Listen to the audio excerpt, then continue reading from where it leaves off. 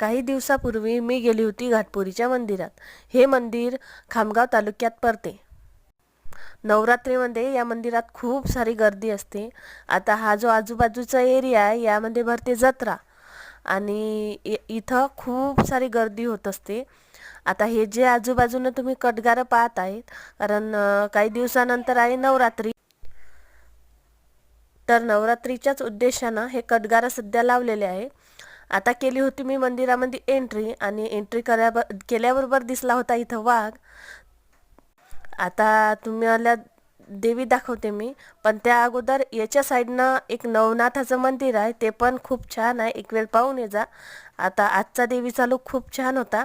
Orange कलरची साडी घातलेली होती. उजव्या साईडनं महादेव होते आणि डाव्या साईडनं गणपती होते. तर आजचाच मिनी ब्लॉग तुम्हाला कसा वाटला हे कमेंट करून नक्की सांगा. लाईक करा आणि सबस्क्राईब करायला विसरू नका.